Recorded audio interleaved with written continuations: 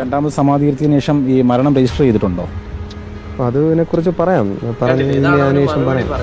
Certificate ഒന്നും കിട്ടിയിട്ടില്ല. ഏഷ്യാനെറ്റ് ന്യൂസിൽ വന്നൊരു വാർത്തയാണ്, അതൊന്ന് കേൾപ്പിച്ചത്.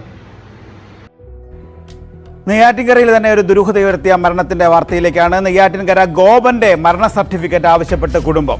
ഗോപൻ മരിച്ചതല്ല, സമാധി എന്നായിരുന്നു കുടുംബം പറഞ്ഞിരുന്നത്. മരണത്തിലെ ദുരൂഹതയിൽ അന്വേഷണം തുടരുന്നതിനാൽ തൽക്കാലം സർട്ടിഫിക്കറ്റ് നൽകാൻ കഴിയില്ലെന്ന് നെയ്യാറ്റിൻകര നഗരസഭ അറിയിച്ചു. എന്റെ അച്ഛൻ മരിച്ചതല്ല, എന്റെ അച്ഛൻ സമാധി ആയതാണ്. മരണ സർട്ടിഫിക്കറ്റ് ചേട്ടാ, എന്റെ അച്ഛൻ സമാധി ആയതാണെന്നാണ് ഞാൻ ഇപ്പം പറഞ്ഞത്. എന്റെ അച്ഛൻ മരിച്ചതല്ല. ചേട്ടാ, സർട്ടിഫിക്കറ്റ് അതിനെക്കുറിച്ചുള്ള കാര്യങ്ങളൊക്കെ അത് പിന്നെ. ഗോപൻ സമാധിയായെന്ന കുടുംബത്തിന്റെ അവകാശവാദം വലിയ വിവാദത്തിലേക്ക് നീങ്ങിയിരുന്നു. മരണത്തിലെ ദുരൂഹത ഉന്നയിച്ചുള്ള നാട്ടുകാരുടെ പരാതിയിൽ പോലീസ് അന്വേഷണം നടന്നു വരുന്നതിനിടെയാണ്